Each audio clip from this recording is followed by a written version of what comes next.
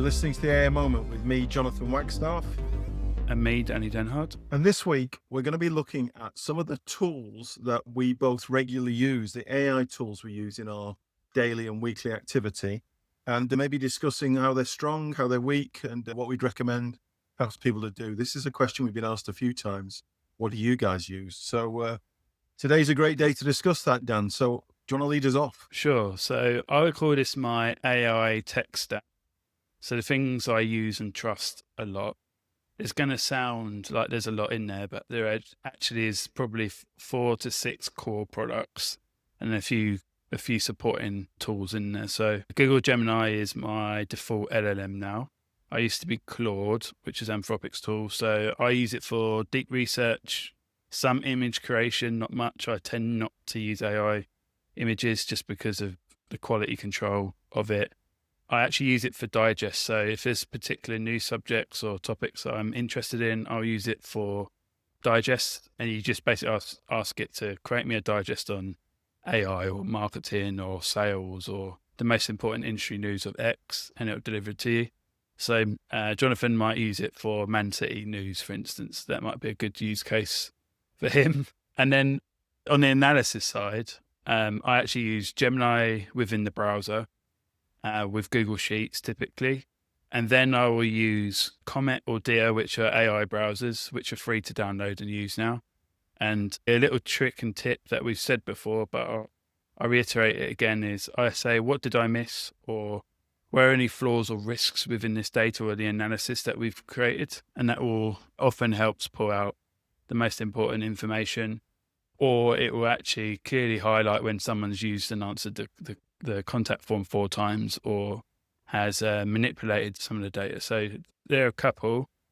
I then will, as with the pod, I think I explained this a few pods ago, I use Gemini to review the transcript and then write essentially our supporting newsletter, and then I'll go in and edit it. So I've got a very specific prompt that I use.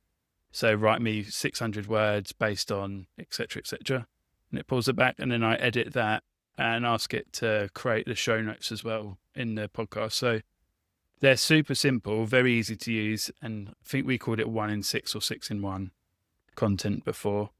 And then Notebook LM is my go-to. I love it. It's another Google tool. And I'll get that to understand whether it's certain topics or create shareable nuggets or for internal use. So if I'm working and coaching people or working and helping them on specific topics, I will use it to pull that out. So it can create videos or audio messages. So say, for instance, you've got a really long piece of information, then I get it to summarize it or recreate it in a video or audio format. And I tend to find that works much better with people who have short attention span or a much better understanding of video. As a dyslexic person, I struggle sometimes. I get dyslexia fatigue with reading a lot and writing a lot. So I will use Elevenlabs and their reader to listen back to articles and presentations that I make. And it helps me break down the flow and see if I've missed any specific words or certain words that don't actually make sense in the sentence. So where I'd use Grammarly for writing, often in dyslexic, I'll need something to help me become my own editor. So I find that works really well. And often it will pull out and call out the most important information.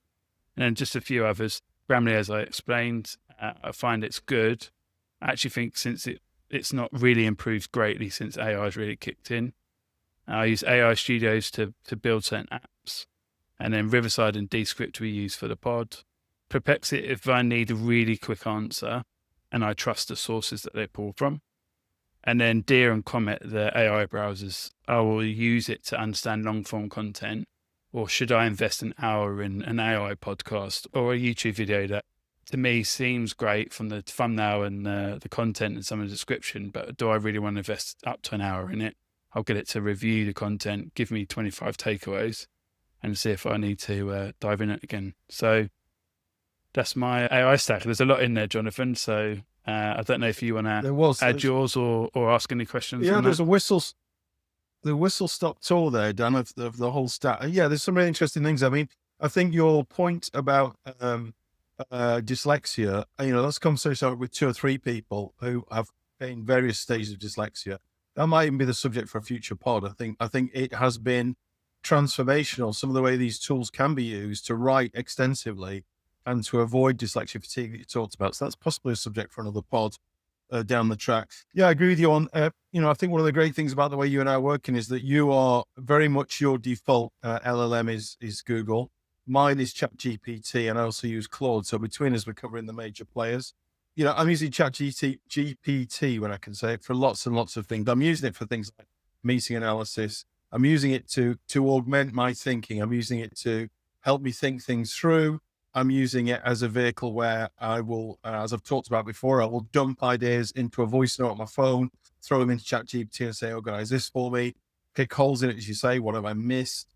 So I'm using ChatGPT across the piece there. One of the questions I've been asked a lot in the last few months is like, which is better, Claude or ChatGPT or Google? And my answer is really that, at any given moment, one of them is the best at doing something. So right now, for instance, I think we're recording this in mid-October. Claude is probably better than the other two at coding, for instance. But they all leapfrog each other every 6 weeks. So my advice to people has been pick one and really go with that. Whether it's ChatGPT or Claude or Google or any of the other players, pick one that you get used to and just work with that. You can't really go far wrong. I love your point about Notebook LM. That's also something that I use, and I've been quite impressed actually. I was at a conference a little while ago, and the conference organizers used the kind of conference summary notes to make a podcast. So what they had was a kind of summary notes from the conference, which then they turned into a podcast with two people on the podcast talking. And of course, that was all AI. That was all Notebook generating, and it made it very accessible. It was like a 15-minute pod that summarized the whole conference. So that was quite good use of Notebook, and I'd really encourage people to look at that. Perplexity, as you said, I think is a really interesting tool, and quotes its sources, which means you can go and check where it's got its information from.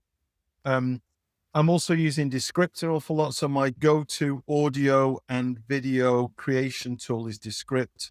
I ran an experiment a few weeks ago where I started with nothing, started by recording some video, and within an hour, I got a very, very slick, polished, captioned, bookended, graphics, talking head, the whole thing. So, a set of video post-production that would have taken 2 days historically took an hour. So Descript is one that I really go to an awful lot. And then HeyGen, we've talked about before, is a translation tool. I've not used it a lot because I've not had calls to do translation, but what I've done with it has been impressive. I've been impressed with the way it works and gives video translation of a video you do in English, and it will render it in French or German or some other languages we've taught.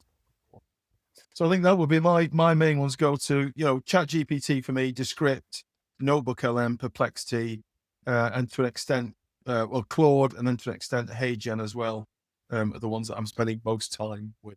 Anything that you can typically do with Notebook LM, which is a Google product, Copilot is building really quickly. So the example of the conference, Copilot have been doing this with some of the larger creator conferences and that as well. So I think if you're having to use Copilot within your work environment, definitely check out the Copilot version of that as well. I've seen and played with it a little bit, and it's good, especially the podcast feature where it's all AI driven, two hosts or one host. That's another very good example of them all catching up with themselves, exactly like Jonathan said.